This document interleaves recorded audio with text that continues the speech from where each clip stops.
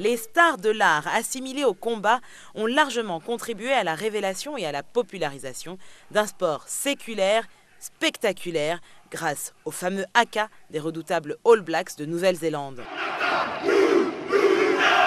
S'il existe une véritable présence du rugby en Afrique, celle-ci reste encore à la fois timide et cantonnée à quelques pays, notamment d'Afrique australe, comme l'Afrique du Sud et ses célèbres Springboks, ou encore la Namibie, habituée de la Coupe d'Afrique de rugby. Pourtant, ce jeu de gentleman suscite un intérêt grandissant, même auprès des populations les moins exposées à ce sport, souvent perçu comme réservé à l'élite. Du Sénégal à Madagascar, en passant par le Rwanda, de plus en plus d'initiatives sont menées pour vulgariser le rugby et ses valeurs, véritables facteurs de développement personnel et d'intégration sociale. C'est dans cette perspective que s'inscrit l'action de Serge Betsen, ancien rugbyman professionnel, capitaine de l'équipe de France devenu consultant. En 2004, il fonde la Serge Betsen Academy pour offrir une éducation et des soins aux enfants défavorisés de son Cameroun natal à travers l'enseignement du rugby. Serge Betsen, est-ce que vous êtes prêt à faire le point? Je suis tout à vous.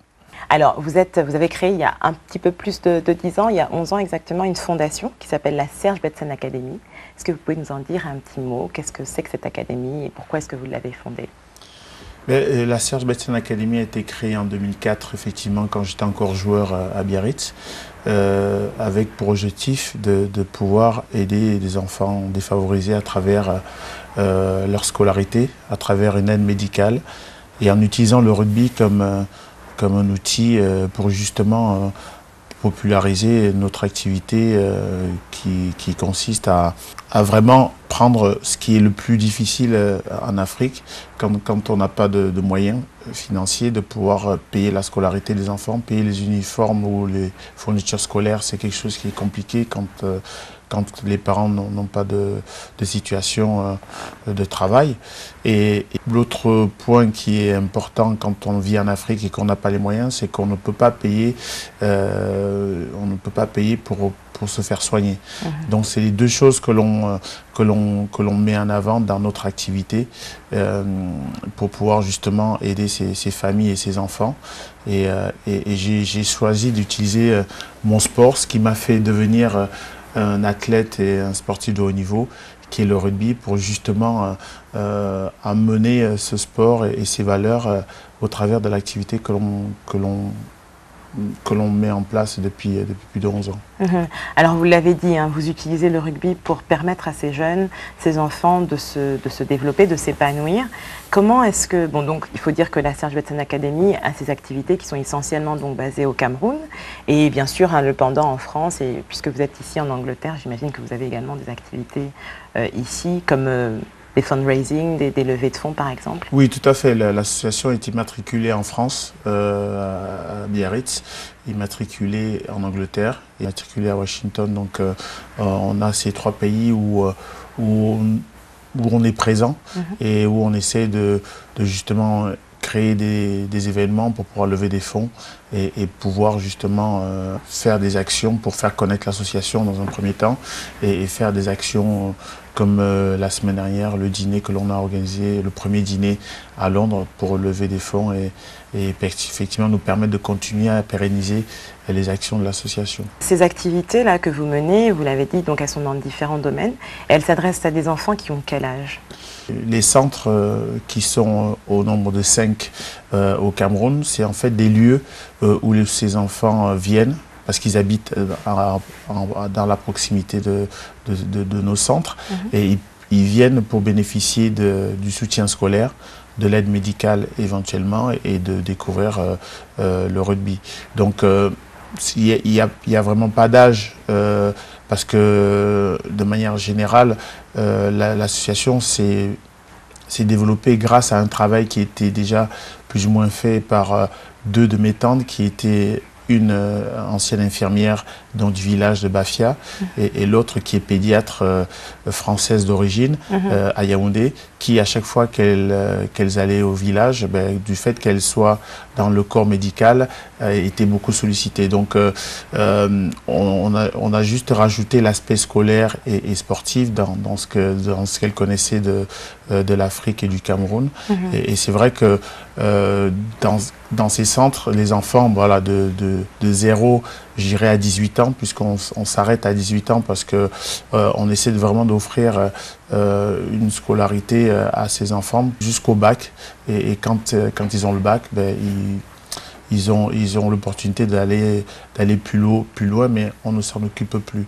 Donc les enfants de 0 à 18 ans viennent dans nos centres naturellement parce que c'est un lieu d'accueil. Ça me rappelle un petit peu ce que j'ai vécu moi au rugby, à savoir que j'ai découvert le rugby complètement par hasard en région parisienne à Clichy-la-Garenne. Et quand je suis arrivé... Vous étiez tout jeune, vous aviez quel âge? Voilà, j'avais 12 ans.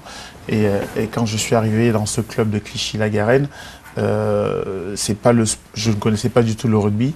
Et ce qui m'a vraiment frappé, c'était l'accueil des dirigeants, des éducateurs du club qui ne me connaissaient pas en tant qu'enfant et qui ont pris le temps de m'apprendre, de m'initier aux valeurs de ce sport. Et j'ai retrouvé en quelque sorte une forme de seconde famille où tout le monde était là au service des enfants. Et c'est vrai que cette approche-là m'a vraiment frappé et c'est comme ça que j'ai petit à petit commencé à découvrir les valeurs du sport et à vouloir comprendre un peu plus ce sport pour me réaliser dedans. Ce sport m'a fait découvrir mon caractère, m'a fait découvrir que j'aimais le sport d'équipe, que j'aimais le challenge et ça m'a formé en tant qu'homme. Et c'est vrai que le parallèle avec ce que l'on fait au Cameroun, c'est de vraiment donner la possibilité à un enfant de pouvoir s'épanouir. Et c'est vrai que ces enfants vivent dans des situations souvent compliquées où il n'y a pas de lumière, où il n'y a pas d'eau potable, où ils ont des difficultés à travailler correctement. Et donc, ces centres, c'est des lieux d'accueil où on a ces enfants et on a surtout des responsables qui gèrent ces centres et qui ont une obligation à ce que l'enfant soit suivi, qu'il ait un accompagnement sur ses devoirs et qu'il puisse avoir une réussite scolaire quand on décide de pouvoir payer leur scolarité. Donc il y a vraiment une prise en charge globale qui se fait. Encore une fois, on n'est pas un centre d'hébergement, même s'il y a eu des situations, des cas l'année dernière où on a dû héberger 2, 3 enfants parce qu'ils avaient des problèmes familiaux importants. Mais de manière générale, c'est vraiment un lieu d'accueil où dans le centre, comme je dis, il y a un responsable, mais il y a aussi un centre informatique, il y a une bibliothèque et une infirmerie pour vraiment accompagner ces enfants pour qu'ils aient ce cercle, je dirais, de proches, comme une famille, pour qu'ils puissent vraiment se réaliser. Et c'est ça qui est pour moi important et c'est une fierté parce que je n'imaginais pas que l'idée de faire une association pour sensibiliser ou en tout cas partager les valeurs du rugby puisse en arriver à ce niveau-là où on donne quelque part un sens important à ces gamins. Et c'est une fierté parce que c'est peu de choses finalement, mais c'est tellement important. Et quand ça ne l'est pas, quand ils n'ont pas la possibilité de pouvoir aller à l'école et de vivre leur rêve d'aller à l'université ou de pouvoir faire tel métier, je pense que c'est compliqué et d'avoir ce potentiel de pouvoir leur apporter je dirais cette fenêtre sur leurs rêves, sur leur ambition. C'est quelque chose qui me touche. L'association n'a pas pour objectif de former des futures stars du rugby. L'idée, c'est d'utiliser vraiment le sens du dépassement de soi, mais surtout le sens collectif de l'entraide, de la solidarité, du partage que moi j'ai ressenti dans ce sport pour justement apporter à ces enfants la possibilité de se connaître, de connaître leur caractère, mais surtout de connaître les autres pour pouvoir justement grandir ensemble. Donc en fait, c'est vraiment de se réaliser, se focaliser sur l'enfant, lui donner un environnement dans lequel il puisse s'épanouir sainement finalement. Tout à fait, tout à fait, et les filles comme les garçons. Moi, j'ai grandi avec une maman qui a tout donné pour ses enfants, qui a mis de côté sa vie de femme pour vraiment nous apporter un maximum. C'est dans ça que j'ai grandi. J'ai grandi dans le fait de me dire que même si on n'a pas beaucoup d'argent, on a le sens de ce qui compte, ce qui est de pouvoir aimer les uns les autres et de pouvoir donner le maximum pour ses enfants. Et par rapport à ça, l'association met en place ces actions pour ses enfants et c'est ça qui est important. Comment est-ce que justement, à votre avis, le sport peut être utilisé comme un outil de développement? Et est-ce que vous avez l'impression que quelque part vous substituez un petit peu au gouvernement qui devrait peut-être faire ce travail-là?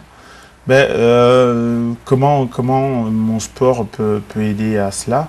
C'est vrai qu'il y a une aide directe et il y a une aide indirecte. Oui. L'aide directe de ce sport, comme j'ai dit, c'est de donner la possibilité à un enfant de découvrir le sens du travail collectif, le sens aussi de dépassement de soi, c'est-à-dire comment je m'approprie ces valeurs pour être un homme ou une femme intègre et responsable.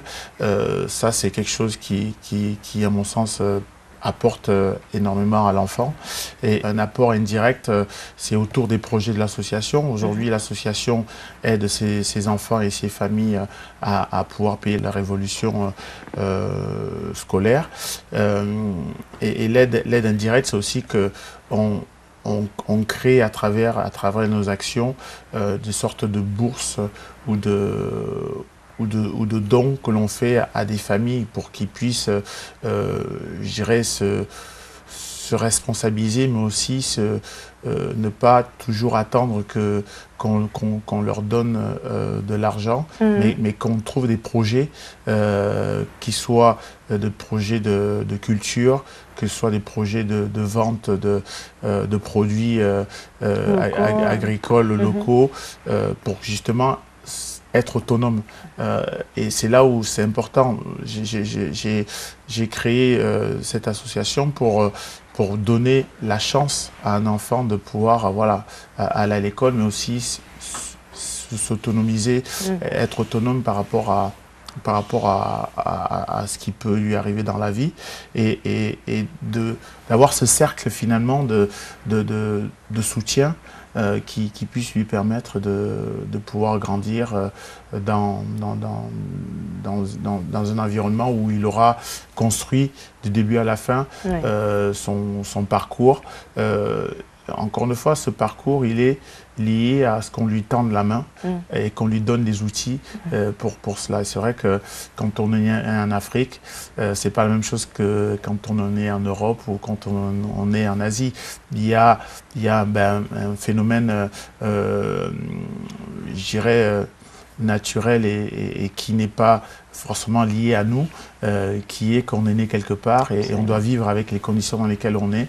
Mais je pense que donner la chance, comme moi j'ai eu la chance inouïe que ma mère ait décidé de changer de vie, d'aller à Paris.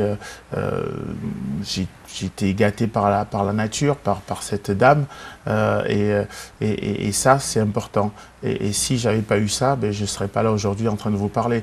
Donc c'est de donner un petit peu cet espoir aux gens et de dire que oui, on sait d'où on vient et on a la possibilité de le faire. C'est pas toujours évident pour tout le monde, mais je le fais parce que je crois qu'à un moment donné, il faut aussi qu'on puisse aider ses enfants ou ses familles pour qu'ils puissent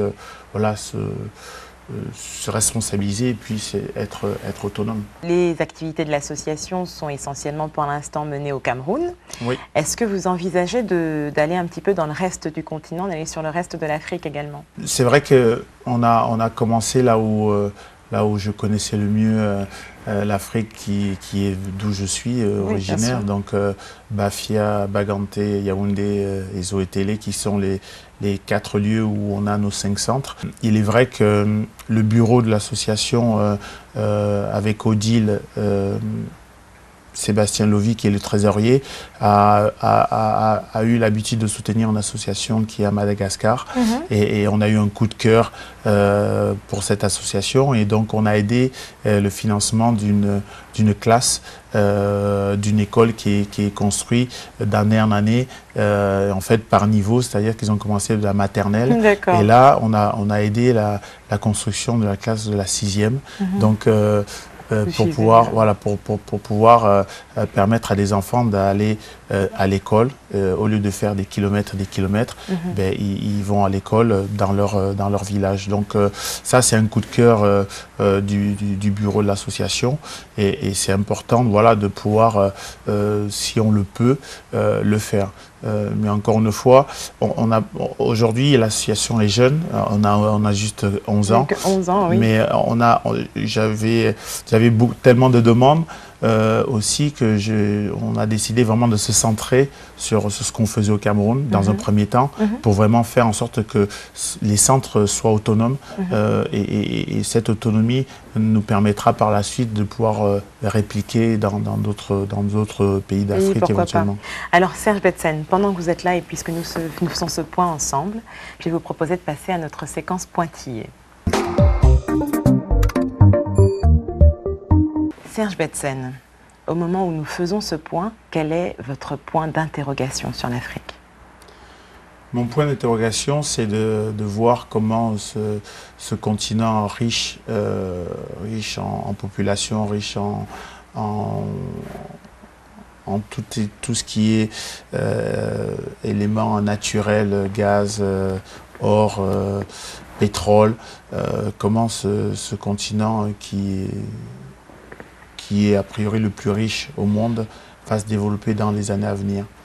Et j'espère que voilà, nos dirigeants, les dirigeants prennent conscience de ce potentiel pour pouvoir faire en sorte que les gamins, les enfants qui grandissent puissent y grandir en toute sérénité et surtout avec tout l'amour et je dirais la santé qu'ils méritent pour leur bien-être. Donc voilà voilà mon point d'interrogation et je trouve que ça va dans le sens de ce que l'association essaie de mettre en place. Quel est votre point d'exclamation? Point d'exclamation, c'est de voir que il y a beaucoup de choses qui sont dites et faites sur l'Afrique et j'ai le sentiment que il manque pas grand-chose pour que ça puisse basculer dans le sens positif de la population et des gens qui vivent en Afrique. Donc, messieurs, mesdames, aider cette population à pouvoir se réaliser le potentiel qui est là, que tout le monde connaît. Justement, qu'est-ce qui précède vos points de suspension? Point de suspension, c'est de pouvoir se dire qu'il y a un potentiel d'un côté et d'autre côté, voir ce potentiel se réduire à néant parce qu'on ne s'est pas donné les moyens de pouvoir le mettre à réalisation. Et les suspensions, c'est de pouvoir dire que j'aimerais voir par exemple les enfants qui sont passés entre nos mains, entre les mains de l'association aujourd'hui, qui ont eu le bac et que l'association ne peut pas suivre parce qu'elle a une limite par rapport à son postulat, c'est de pouvoir trouver sur place des sociétés, des entreprises qui prennent le relais et puissent nous aider à vraiment continuer à faire notre mission de manière correcte. Et donc ça veut dire quoi? Ça veut dire qu'il y a plein de sociétés qui peuvent prendre des enfants une fois qu'ils ont leur diplôme, soit en stage, soit en formation, pour qu'ils puissent justement s'épanouir en adultes responsables et pouvoir vivre pleinement leur vie en Afrique. Si je dis Afrique, quel est le point fort? Le point fort, il me semble, c'est la jeunesse. C'est une population de moins de 20 ans qui est la plus forte au monde. Et ça veut dire que c'est un potentiel humain, intellectuel et très très fort. Et je pense que pour pouvoir justement amener cet épanouissement et maintenir un développement culturel et un développement économique, il faut pouvoir construire avec ces jeunes, avec cette jeunesse-là. Si je dis Afrique, quel est le point faible? Le point faible peut être aussi cette jeunesse, mais surtout, et à mon sens, c'est la gouvernance de l'Afrique avec nos dirigeants. Et sans aller trop loin dans la critique, c'est aussi pour ça que je me suis engagé quelque part dans cette action de l'association. C'est-à-dire que grâce à ce sport que l'on ne connaît pas, qui est très méconnu en Afrique, on va pouvoir parler de valeurs, on va pouvoir parler de solidarité, on va pouvoir parler de respect, de partage. Et je pense que ces notions-là qui me sont chères, les faire partager à travers une activité qui est une activité sportive, ça a l'air toujours comme ça, pris dans le sens du jeu et du plaisir. Et on oublie toujours que à travers cet angle-là, on peut aussi parler sérieusement et on peut aussi cultiver une richesse qui peut amener un épanouissement dont je suis l'exemple. Donc je pense que c'est important de demander au gouvernement et aux hommes politiques de démocratiser encore plus ce sport, le rugby, dans les populations, dans les pays africains. Et mon rêve, c'est de faire un appel à la World Rugby, de pouvoir se donner le challenge d'avoir un ballon pour un gamin en Afrique, pour qu'il puisse grandir en jouant, et que ce jeu lui permette d'être un adulte intègre et responsable. Quel est votre meilleur souvenir d'Afrique? Le meilleur souvenir, c'est forcément d'être né là-bas, d'avoir pu avoir la possibilité de grandir grâce à ma famille, grâce à mes parents, et que ses parents, mes parents, mon père qui n'est plus ici sur Terre, et puis me donner le sens du respect. Quel est votre pire souvenir d'Afrique? Le pire souvenir, c'est vrai que quand ma mère a décidé de partir en France, j'avais compris de suite que je ne pouvais plus avoir mes copains.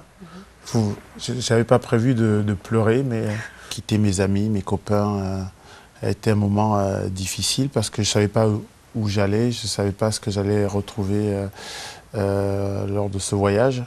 Et le fait d'y être retourné par la suite et grâce à mon envie de faire partager mon sport a été quelque chose d'énorme. Et c'est vrai qu'y retourner, pouvoir ressentir cette énergie est quelque chose d'incroyable.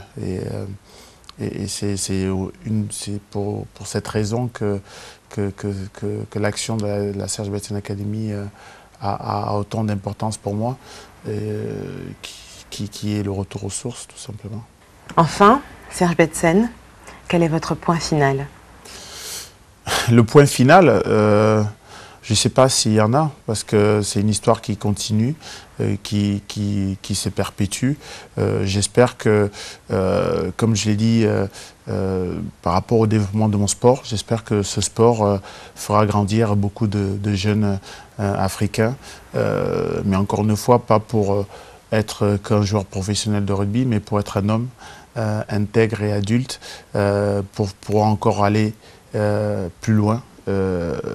Et tout simplement être la nation la plus forte et la plus puissante au monde. Mais ça passe par beaucoup de travail. Mais il n'y a jamais de point final parce que la vie continue et il faut pouvoir s'enrichir de toutes ces expertises. Et je pense que c'est ça qui est intéressant et qui moi, me fait me lever le matin, me regarder devant une glace, parce que je fais des choses bien pour les autres. Serge Betsen, merci beaucoup. Merci. Vous avez réussi à me faire pleurer, mais je ne sais pas si je vais revenir. Vous êtes le bienvenu, vous êtes ici chez vous. Merci en tout cas d'être venu faire le point avec nous ici. Lundi prochain, nous ferons le point avec Serge Ndeko, directeur des hydrocarbures au ministère des Hydrocarbures du Congo.